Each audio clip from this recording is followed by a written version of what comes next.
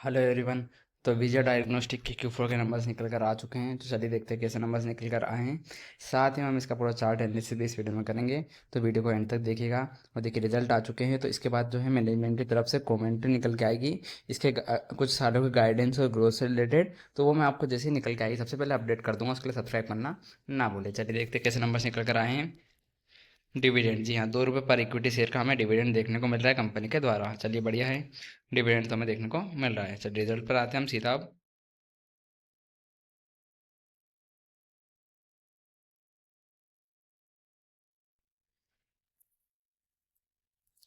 चलिए देखते हैं कैसे नंबर्स निकल कर आए हैं। लेकिन इसके बाद जो मैनेजमेंट का गाइडेंस निकल के आएगा वो मैं आपको सबसे पहले अपडेट कर दूंगा। सब्सक्राइब करना ना भूलें। चलिए ये रहे नंबर, सारे फिगर्स लेक्स में दे रखे हैं। आपको मैं करोड़ में कन्वर्ट करके बताऊंगा। और आपको मैं सिर्फ रेवेन्यू फ्रॉम ऑपरेशन बताऊंगा, ना कि टोटल टोटल इनकम बताने वाला हूँ, इसलिए ध्यान दीजिएगा सारा। अब चलिए, लास्ट ईयर जो कंपनी का रेवेन्यू हमें देखने को मिला था वो था 155 करोड़ रुपीज़। जी हाँ, 155 करोड़ रुपए का पिछले साल हमें रेवेन्यू देखने को मिला था। लास्ट क्वार्टर में देखने को मिला था 168 करोड़ रुपए।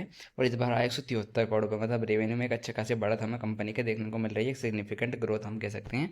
क्वार्टर ऑन क्वार्टर और ईयर ऑन ईयर भी हमें वो देखने को मिल रही है। चलिए खर्चे पर आते कंपनी के।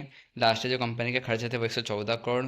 फिर लास्ट क्वार्टर में थे 126 करोड़। और इस बार आए 130 करोड़। मतलब खर्चे भी कंपनी के बढ़े थे। यहाँ पर इतना ज़्यादा कोई खर्चे हम बोल नहीं सकते क्वार्टर ऑन क्वार्टर बढ़े हैं, ना ही ईयर ऑन ईयर बढ़े। तो इतना कुछ खास हमें खर्चे थोड़े ईयर ऑन ईयर थोड़े से बढ़ते हैं बस। पर ठीक है, फिर भी रेवेन्यू बढ़ गया, मतलब थोड़ा आता ही है। चल देखते हैं प्रॉफिट। तो लास्ट ईयर जो कंपनी का प्रॉफिट था वो था 33 करोड़, 33 करोड़ रुपीज़ का प्रॉफिट था। और इस बार आया 34 करोड़ रुपीज़ का प्रॉफिट। मतलब प्रॉफिट हमें ज़्यादा कुछ खास बढ़ता हुआ नहीं नज़र आ रहा है क्वार्टर ईयर ऑन ईयर। और क्वार्टर ऑन क्वार्टर हमें प्रॉफिट घटता हुआ नज़र आ रहा है। 35 करोड़ रुपये से 34 करोड़ रुपये हमें प्रॉफिट घटकर आया है। मतलब ऑलमोस्ट हम कह सकते हैं नेगेटिव रिजल्ट हमें कंपनी की तरफ से देखने को मिल रहे हैं। जहाँ खर्चे बढ़े हैं, रेवेन्यू हल्का सा बढ़ता हुआ नजर आया है। और प्रॉफिट तो हमें डिक्लाइन होता हुआ देखने को मिल रहा है। ईपीएस, ईपीएस जो लास्ट ईयर था 3.27, इस बार आया 3.38। लास्ट क्वार्टर में था 3.42। ठीक ठाक हम कह सकते हैं रिजल्ट। मुझे लगता नहीं ज़्यादा कोई खास नतीजा हमें कंपनी की तरफ से देखने को मिल रहे हैं।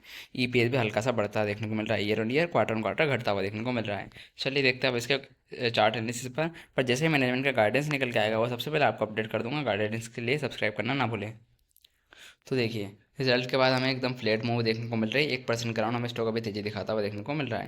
हो सकता है मार्केट में रिजल्ट रीड किए जा रहे हों। चलिए अब जो है सपोर्ट जोन नहीं बताता हूँ। 950 का एक इंपॉर्टेंट सपोर्ट एरिया निकल के आ रहा है स्टॉक के लिए, ध्यान रखिएगा। नीचे फिसलता है तो फिर हमें सीधा 8 900 तक लगातार आप ऐसे ही चार्ट अपडेट भी चाहते हैं, सब्सक्राइब करना ना भूलें। और उसके नीचे 800 का लेवल निकल कर आ रहा है। चलिए ऊपर में कौन से लेवल ब्रेक करना पड़ेंगे स्टॉक को। सबसे इंपॉर्टेंट रेजिस्टेंस एरिया है 1067। 10 से 1070, 1070 का रेजिस्टेंस टूटता है बढ़िया तेजी होगी। 1070 के ऊपर निकलता है तो 1100 तक के लेवल हमें स्टॉक दिखाता हुआ देखने को मिल सकता है। लेकिन मुझे लगता है ज़्यादा हमें अभी स्टॉक में तेजी देखने को मिलनी चाहिए। और फ्लेट हमें अभी स्टॉक देखने को मिलना चाहिए। बाकी लगातार अपडेट्स आते हैं, सब्सक्राइब करना ना भूलें। और जैसे मैनेजमेंट का गाइडेंस निकल के आएगा और आगे के जो ग्रोथ फैक्टर है सब आपको बता दूंगा। सब्सक्राइब करना ना भूलें। धन्यवाद।